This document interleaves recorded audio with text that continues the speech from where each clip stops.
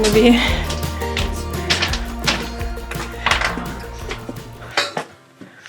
Yay! We made it.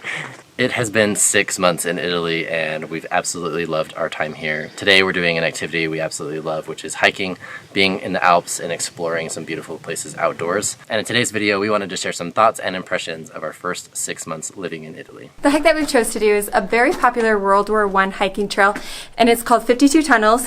We had to drive about an hour to get up here, and it is really cool so far. I think we've been through like 3 to 4 different tunnels, the last one being quite long, like really dark. You don't really know where you're stepping. Should have brought a headlamp. But it feels amazing because it is summer here in Italy, and that means it's really hot. The first thing that we wanted to talk about is just Italy itself, what makes Italy, the people. And honestly, we've had some amazing, incredible experiences with people getting to know at Willa's school, getting to know at work, and overall our experience with Italians have been very welcoming, very friendly, and eager to learn more about us and eager to share their favorite parts of Italy. And one thing I love about it is that our Italian neighbor calls Tanner Tom. That's one of my favorite things, is all the time like, ciao Tom.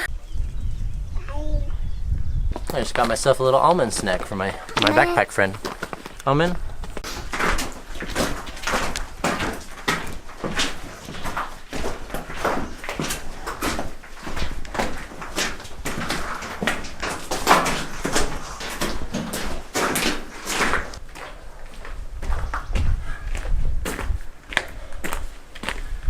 One thing that is really awesome about living here in Italy and that we had heard before coming here is that Italians really love kids, and that is definitely the case, especially like in our little community.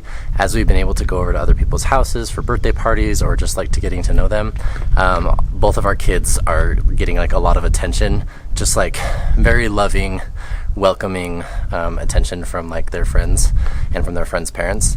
And so it definitely lives up to the reputation of Italians really loving kids, and we're happy that there can be an environment where parents are patient and understanding with kids. I will say the key to integrating into any community in any country is learning the language, and the work that we've put in and like trying to communicate with neighbors, not just defaulting to English if they know English, has been a really good way of us to show that like we really want to be a part of the community. And I think that's like been reflected by their friendship and inviting us to do things. So a little bit of effort can go a long ways.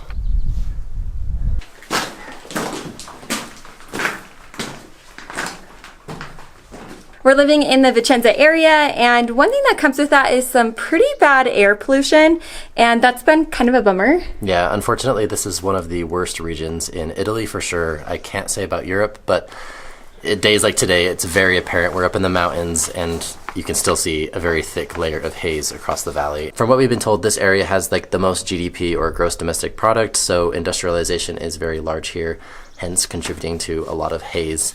So days like today, it's nice to get up and escape per se, but we're not fully out of it, even though we're up this high. And truly I notice on the days where it's clear, because I'm like, I can see the mountains. Yeah. Like it's actually pretty strong. Aside from that, we absolutely love the location we live. We love being close to the mountains, the hiking opportunities. I mean, to be able to come up here and be in like a part of the Alps is like a dream come true of ours, just to do that in like an hour's drive away. And we've been having a lot of fun. We tried our first Via Ferrata. That was amazing. We want to do so many more of those because just hanging and climbing on the side of the mountain is such a fun adrenaline rush. We've made some really good friends here where it's really nice. We can like take turns having babysitting, and it's nice because like Tanner did a guy's trip with that, I did a girl's trip, and it's been nice because I feel like we're really starting to like get settled, get our stuff together. Finding a rhythm and being able to enjoy moving past the very busy few months it had been to integrate here. Talking with a lot of other Americans who do big international moves like we did, they talk about how it takes roughly like 6 months to really start to feel settled, and that has been true for us. It was that way going to Germany, Japan, and now here. So you can see like it's a big thing, and it was a huge thing that we chose to move from Japan after only being there for a year, because we were just like settled before we found out about this potential move to Italy. However, we can finally like take a deep breath and say it's been worth it. We absolutely love looking back on our time in Japan, and we're grateful that we chose to move here to Italy. Yeah. Gotta use the flashlight.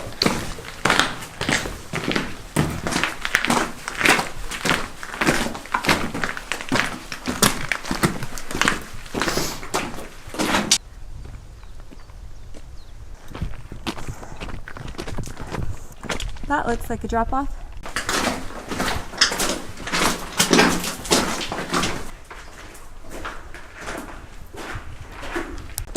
So since we've been talking about like getting adjusted, talking about like other Italians, all of that kind of relates to our experience with childcare, because that's been a huge way for us to meet people. And one exciting thing is that Noah actually had a little open house for her childcare, her scuola materna, that she's going to start in September. Which is so crazy that she's already eligible to go into that, but we're excited because she's excited and really looking forward to go there. Even today, dropping off Willa, that's why she's not with us today. Noah was like, scuola, me? Oh, thank you. Okay. And I'm not sure if we've talked about this, but let's talk a little bit about the cost of our childcare. It is per month €175 for Willa to go from 8 to 4 p.m. and she loves it. And then Noah actually will be the exact same cost. When Willa goes to her scuola primaria, which is her first grade here in Italy, the cost is only going to be food. And I think that's roughly about €6 a day, which is actually quite expensive for the food compared to what we're used to in the States, where it's, I think, like maybe $2.50 for a meal each day. As a dietitian, I'm sure there are differences nutritionally and quality, but all of that to say that with both of our kids enrolled starting here in September, we'll be paying approximately like €300, about $350 approximately. The euro to US dollar rate right now is. Yeah. I wish I could see.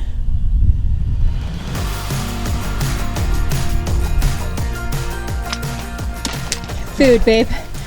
Food sounds really good right now. But in all honesty, food has been such an awesome experience here in Italy. And as we were walking up here today, I was thinking about my favorite Italian dish that I've had. And there have been a lot of them.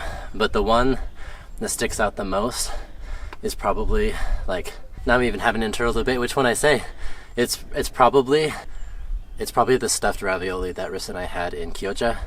Like, that's probably one of the top ones. What about the shrimp ravioli stuffed with ricotta? A few months ago, we went to Livorno and we were in Tirrene, the little like coastal town there. Really incredible. And that's where we had my most favorite dish. It was this ravioli with like ricotta inside, and they had grilled shrimp with it and like diced tomatoes. It was so flavorful. We ended up getting it a few nights later because we were there for the week, and it was just like hitting the spot both times. Really incredible flavors, simple ingredients, but just... That dish was actually served in a bowl, and at the bottom was like all of the garlic butter in it, and it was just so good. My favorite dish has also got to be a stuffed ravioli as well, or actually it was a stuffed gnocchi. So I feel like Tanner and I are loving like the pasta dishes with the stuffed cheeses. They are just so amazing. Mine had like a white creamy sauce with like brie and Parmesan cheese in the sauce, and it was to die for. But we also have absolutely loved a truffle risotto. That's been a favorite dish of ours. Not to mention all of the delicious pizzas. We just haven't had a bad one, honestly. They're just all so good. Definitely different than what we're used to in the US. Tanner just reminded me, actually we have had one pizza that was like such a thin crust. It was like paper thin. I swear that there was not much toppings on it, and if there were, it would like fall. So I do feel like we are enjoying a thin stuffed crust. However, it can't be so thin that it's like see-through. Moving on, since we're talking about favorite things, favorite memory, and I'll go first. I feel like that's pretty hard to pinpoint for me because we've just really, truly loved exploring, and we've kind of jumped quite into it. So we went to the Dolomites. Dolomites are always going to be a favorite of ours.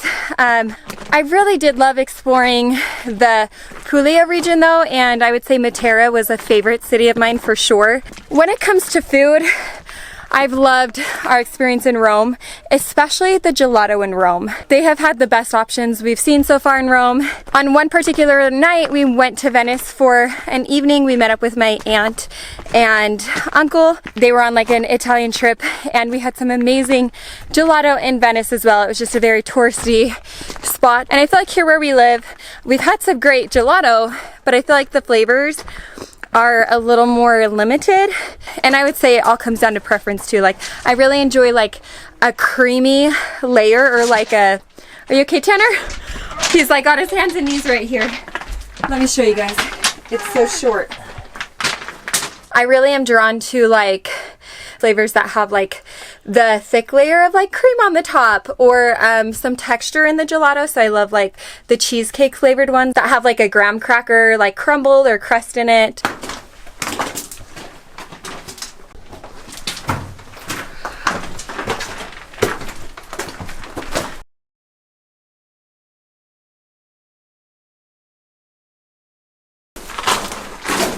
There you go. Yeah, I'm okay. Yeah, it was really low. That was a long tunnel. All the time. Keeps on going. Not surprisingly, Risa made it back to the topic of food already, but my favorite experience that we've had here in Italy, aside from a lot of like memories that we've made at our house, was definitely making it to the Dolomites again, but this time with our camping van. It's just like a really full circle moment of like all the work that we put in to get the van, coming back to like one of our favorite places on the earth. Getting to experience that was really fun, especially during the off season. Of course, it was colder, it wasn't like as green, but it was still a really incredible trip. Okay, second one, because everyone knows the Dolomites. Yeah, after the Dolomites. But I think I'm gonna go back and say like my second favorite like memory has been like spending time outside with the girls, like in our place, like we talked about earlier. It was such an exhausting journey that we chose to make to come back here because we wanted to make it back to Europe. But just in that moment, like being home with all of our family in the place that we found and just being able to enjoy being there together is a really special place. It's nice because we have like an outdoor terrace area, so it's nice. We like are eating a lot of dinners outside, and there's not like people around. Like in Japan, if we did that, which sometimes we did, people were passing by all the time.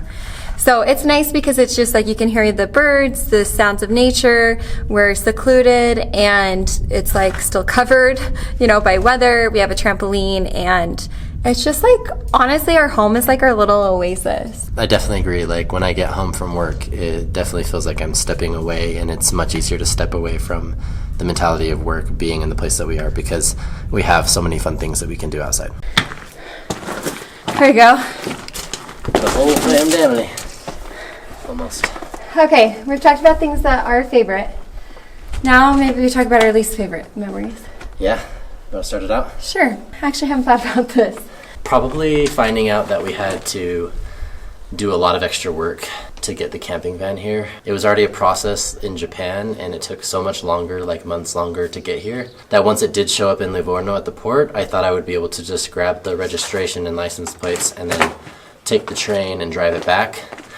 But what it ended up being was like an extra $1,000 to have it towed all the way to our house just so I could put the plates on it and then do all of like the customs paperwork and stuff. So it's not necessarily like a negative impact on like the people. It was just more of like the regulation, which kind of brings me into the point that I think a lot of people have beef with here in Italy, is that the pace of Italian like processing and getting things done is just slow. Irregular and slow. So it's hard to predict when things are going to be done. As far as like processing paperwork or as far as registering for things, and things can take a long time. Like I opened up a bank account with an Italian bank, BNL, just a few weeks ago. From the time that I made the appointment, did all the paperwork, it was still like 3 business days until my account was active, which I'm trying to remember how long it takes in the States, but I'm thinking I could even do it online today in the States and have access to it almost immediately. Today, yeah. I feel like I don't have like any specific bad experiences, but I feel like there's things that have been like bothersome or that I don't like. Like, for example, I don't like how much utilities cost. Like, that's been surprising to me, is like people are getting back huge heating bills and AC bills, and well, that's not an AC bill, electric or bill, electric, heating bill. yeah. And I feel like that's just has like caught us off guard, because nowhere, even in Germany and Japan, were utilities this much. Water is cheap here, that's a perk, but other than that, like, we've only turned our AC on a couple times because it's like, we don't want to get the bill. Correction, we've only turned it on once to cool our bedroom down when Noah was sleeping, but like... Tell them the temperature. It was like 32 degrees Celsius in our bedroom, which is pretty warm. Like, that's like it was 89. 89. No, I looked. It was 89 degrees Fahrenheit. So it was very warm in there, so I definitely had like the fan going and put it down, and I think it got it down to like, 28 or 27, which is still like pretty warm. But yeah, utilities, that is one thing that's going to hit us. That's another perfect example. Utilities are so delayed here. Like, sometimes it's every month you get the bill, and sometimes it's every 3. or sometimes every 2. And we've even heard some people it's every 6 months that you get the bill. So it's like, how are you supposed to gauge your usage? Yeah. And really it goes just back, you check your meter, you check to see what it says, and then you check online to see what the cost is, and you can calculate how much it is. It's just obviously it takes a lot of extra headspace and work. So not the biggest fan of not getting bills every single month so that you can adjust budget. We can know how uncomfortable we have to be. Yeah. Do we have to live in a sauna, or can we turn on the AC? No, obviously we care about our kids and like we want them to be able to sleep, and we're just trying to be really smart of like keeping them open in like the nighttime or like evenings, early mornings, and then shutting them so the sun is not on the glass and it's not getting hot. It's just hard because they're upstairs. And we are American, so we definitely aren't like the Italians. We do enjoy keeping it cooler, some of us more than others. I'm getting better. When we were on the Malta trip, which was just our latest video, if you saw my sister came, I was like not enjoying the AC as much as I thought. I'm adjusting. Time will tell, but I will say, like, a lot of our Italian neighbors and stuff, they just don't have air conditioning at all. Like, they just have the windows open all day, and they just bank on, like, the breeze being there. And honestly, I think that it does help out not, like, having mold or moisture issues inside, and allows them to save a lot of money on their electric bill. One other thing I was going to mention, it's kind of related, was I hear mixed things about the water quality here in our area. I try to be very aware of like what contaminants are in there, and PFOS, PFOA, if you look up those perfluoral alkyl substances, they last forever, and they over a long time can be very detrimental to people's health. And so in this specific area of Vicenza, there has been like illegal dumpings of some of this material into like wastewater, and eventually some of the water cisterns and some of the water supplies for this area have been contaminated. Although the water report for where we live says that it's good and it has like acceptable levels, it's also very difficult because I've done quite a bit of research, and I'm in that space of public health, that I know sometimes regulatory limits are way behind what safe exposure limits should be. Well, and it's crazy because I just met a couple weeks ago an American friend who literally left their house because their child had lead poisoning, and like they went and got tested, it was showing up in their blood, and obviously that can have like really big effects. It was because of their water pipe. And it's interesting because we posted in our supermarket Italian video about the waters, how a lot of Italians love to buy bottled water, and we had talked about in our area how it might even be more so because of the water quality. And we got so many responses that were like, shame on you, you don't know anything about Italian water because it's safe, it's always so safe. As if we're like trying to proclaim that we're like water experts, when in reality this area just specifically has bad water. Or pockets of it has bad water. Some more and than some others. people did comment and say like, oh no, you're right, like this was actually like a big deal. So overall we understand that like water relatively is safe, and I've grown up drinking pipe water, tap water.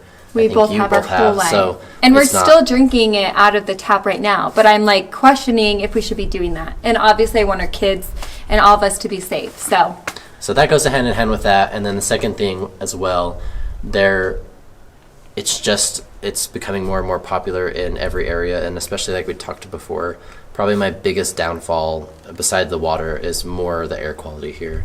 And I think I've actually even noticed myself coughing a little bit more, like in the evenings after a long day. I'm not sure if it's more just because I was getting over like a sickness, or if it is because the air quality is impacting it, but that's one thing in my mind is really difficult, is the air quality. We're going to be getting some air filters. I've said that for weeks now. I was going to say, we keep saying that. But we're going to get some air purifiers to be able to run inside the home, especially during the evenings when we're all home and when we're sleeping, to try and like help give some clean air, because as you guys see today, it's terrible. And honestly, we knew these things coming to Italy. Like people, it's not a surprise. We're in part of like Facebook groups where Americans and like locals are living here talking about these things. And even before we moved, we were like, dang it. That's like the hardest part about moving, is just because in Germany we had like the cleanest air. It was like every day you go out and you just like want to smell the air because it's just so crisp and fresh and cool.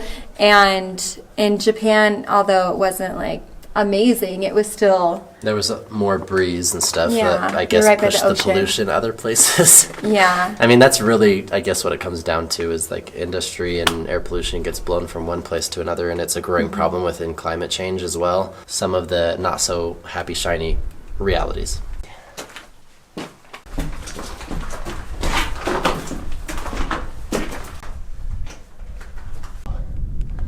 Man, a lot of drop-offs over here. Selfie time. You guys, this hike has felt amazing. It is so cool. Because there's lots of tunnels, obviously, as the name of the hike is. It drops the temperature down so much. Like we mentioned today, I think it's around like 33, 34 degrees out. Probably a little cooler up here, but it feels amazing inside. And that's one thing about the summers here in Italy is we were in Japan where it was very hot. Super humid. Super humid. Worse humidity than it is here from what we've experienced so far. But it is going to be getting like hotter temperature-wise. And with that has come a lot of bugs. I feel like I'm always killing a bug in our house. And we see like huge ants, like big ones, thankfully not inside, but outside. Yeah. I'm like always surprised how big they are. And it's because of where we live too. Like we have fields surrounding us. It's no surprise that there's lots of environments for them to grow. But it is fun. It's nice to see it. We see bats in the evening. We see butterflies. We see birds. Oh, and we saw what are the lightning bugs? Yeah, we saw those. Yeah. Is that what they're called? Lightning bugs? Fireflies. Yeah, lightning bugs. It's like what? Yeah, see fireflies occasionally too, and we have like a cute little family of frogs and that doves like, come out, and then doves that poop on our trampoline.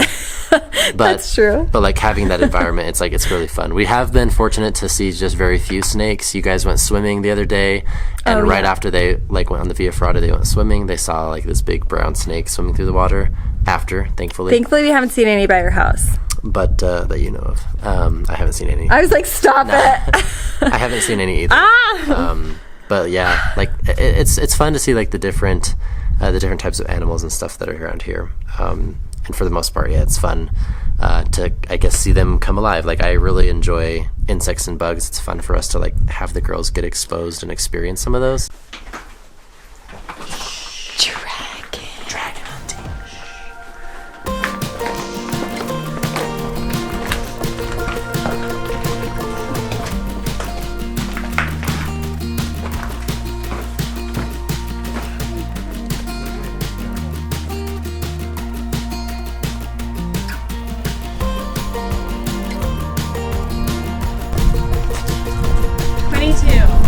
Almost halfway.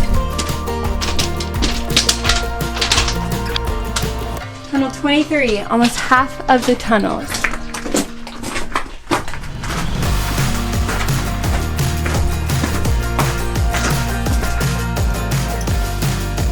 Oh, maybe it's there. Find it.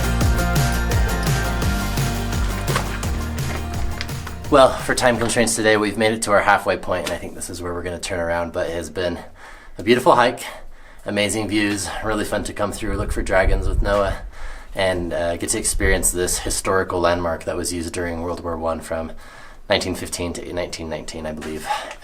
Really crazy to think about what the conditions could be like during storms and the winter. Obviously good shelter, but yeah, probably the most pleasant when it was summertime in the tunnels.